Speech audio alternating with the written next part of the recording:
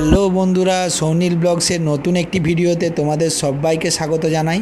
আজকে আমরা যাব চন্দ্রকোনা রোড, কারণ ওখানে আমার বেটার হাফের বড় দিদির বাড়ি। সেখানে আমরা যাব, যেহেতু শনি রবিবার ছুটি আছে। তো আমরা যাই, রথও চলছে, রথের মেলা দেখব এবং সব কিছু দেখে তারপরে আবার বাড়ি ফিরে আসব।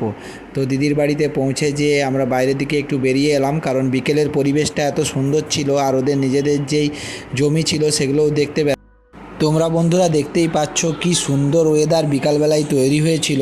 তাই পুচকেটাকে নিয়ে, দুই পুচকেকে নিয়ে আমরা বেরিয়ে এলাম মাঠের দিকে, যেহেতু এগুলো দেখা যায় না, খুব সুন্দর লাগছিল। এবার আমরা চলে এলাম চন্দ্রকোনা রোডে যেখানে মেলা বসেছিল সেই জায়গায়। এই মেলাটা বসেছিল বাঙালপাড়ার মাঠে, যেখানে দুর্গাপুজো হয়, আর তখন প্রচুর মেলা বসে। যেহেতু তেমন কিছু ছিল না, আমরা বাড়ি ফিরে এলাম। আর নেক্সট দিন চলে এলাম আমরা চন্দ্রকোনা গার্লস স্কুলে, কারণ ওখানে হচ্ছে বিজ্ঞান মঞ্চের যে প্রাইজ ডিস্ট্রিবিউশন ছিল। তো পুটপুটির গার্জেন হিসেবে আমি আর আমার বেটার হাফি গেছিলাম। তো অনেক দিন বাদে স্কুলের পরিবেশটা দেখে সত্যি খুব ভালো লাগছিল, কারণ এই সময়টা অনেক দিন আগে কাটিয়ে এসেছি। তো নতুন করে ওই সময়টাকে কাটাতে বেশ ভালো লাগছিল স্কুলে। কিন্তু গরমও ছিল প্রচণ্ড, আর দাঁড়াতেও অসুবিধা হচ্ছিল, কারণ প্রচণ্ড রোদ ছিল। তো আমাদেরকে যে বেঞ্চে বসার ব্যবস্থা ছিল ছোটোবেলাকে আবার জিইয়ে নেওয়ার জন্য, সেরকমভাবেই বেঞ্চে আবার বসলাম।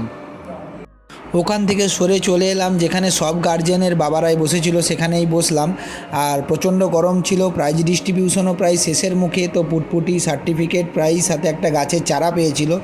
ওখান থেকে আসার পরে এবার আমাদের বাড়ি ফেরার পালা, কারণ অনেক দেরি হয়ে গেছিলো। সেদিনকে বিকেলে আমাদেরকে ফিরতে হবে।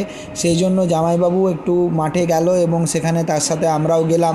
সেখানে পরিবেশটা দেখে খুব ভালো লাগছিল, কারণ খুব ভালো বাতাস দিচ্ছিল।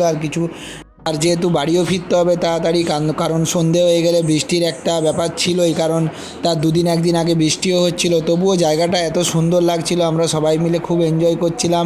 পুটপুটি, তার চুটকা, সবাই মিলে একসাথে মাঠে আমরা খুব ভালো একটা টাইম স্পেন্ড করলাম। তারপরে ওখান থেকে আসার পালা। আর তোমরা সুন্দরভাবে দেখো কি সুন্দর পুঁই গাছের চারা লাগানো হয়েছে ওখানে মাঠে, এভাবেও চাষ করা হয়। তো আমরা সবাই মিলে খুব ভালো এনজয় করার পরে এবারে আমরা বাড়ি ফিরে এলাম।